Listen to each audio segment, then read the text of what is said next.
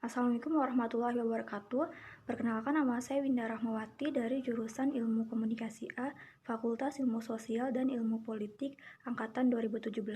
Baiklah, saat ini saya akan menjelaskan mengenai virus corona, yaitu yang dikenal juga dengan sebutan virus corona baru COVID-19 yang pertama kali ditemukan di negara Cina di Provinsi Wuhan pada akhir Desember lalu. Jadi, virus corona yang saat ini menjadi pandemi di lebih dari ratusan negara yang ada di dunia merupakan sebuah virus yang menjangkit pernafasan manusia. Adapun gejala dari virus ini yaitu seperti flu, batuk, demam, bahkan yang paling parah adalah sesak napas. Dan dampak dari virus ini yaitu bisa menyebabkan kematian hingga bahkan orang yang telah sembuh dari virus ini pun paru-parunya akan rusak permanen. Dan pengobatan dari virus ini yaitu tentunya dengan vaksin.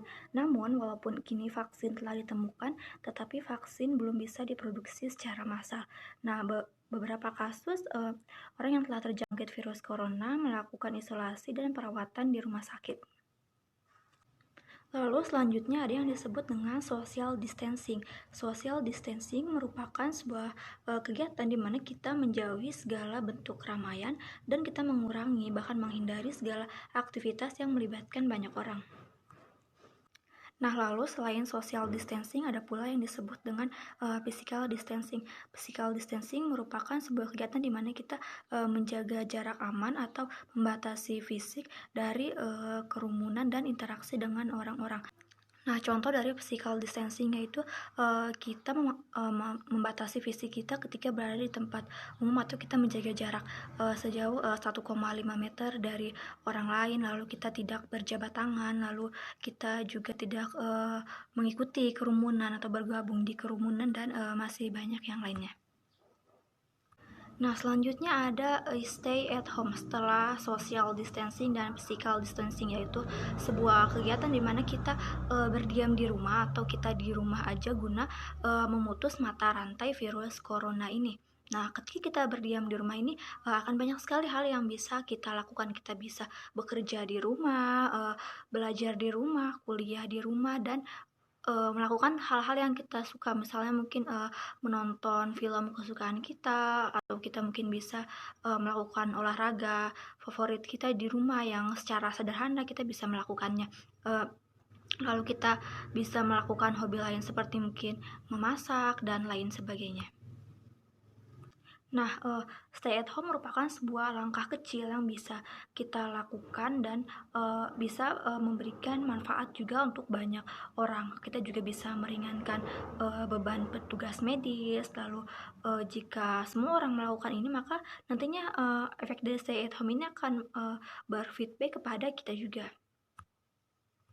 Lalu yang terakhir ada lockdown. Lockdown berarti penguncian yang dari dalam tidak bisa keluar dan yang dari luar tidak bisa masuk ke dalam. Bahkan itu seperti suplai makanan dan bahan baku lainnya harus melewati masa karantina sampai benar-benar steril dan baru bisa diperbolehkan untuk masuk dalam suatu wilayah atau negara yang sedang di lockdown. Nah, beberapa negara yang telah melakukan lockdown tentunya adalah negara Italia dengan jumlah korban sangat banyak, yang paling banyak. Lalu ada tentunya Provinsi Wuhan juga mereka yang pertama melakukan lockdown, dan beberapa negara tetangga seperti Malaysia.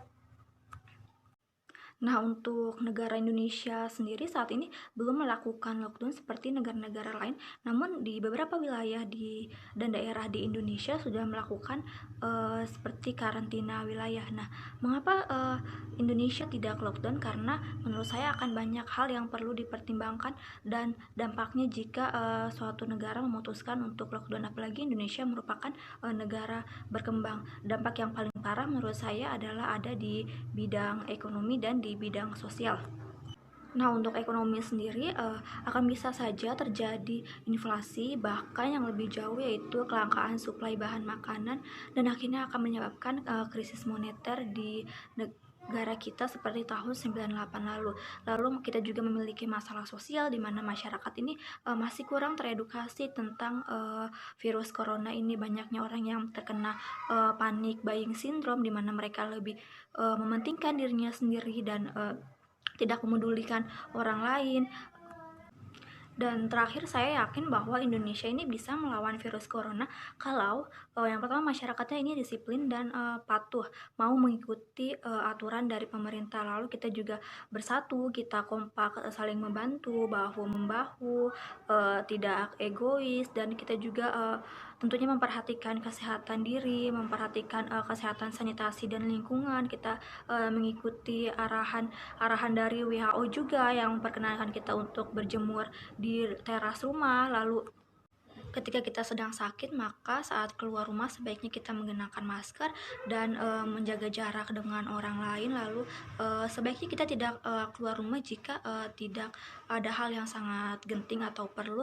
Dan ketika kita merasa kita mengalami gejala-gejala COVID-19, maka segera kita memeriksakan diri kita ke rumah sakit terdekat. Sekian dari saya. Wassalamualaikum warahmatullahi wabarakatuh.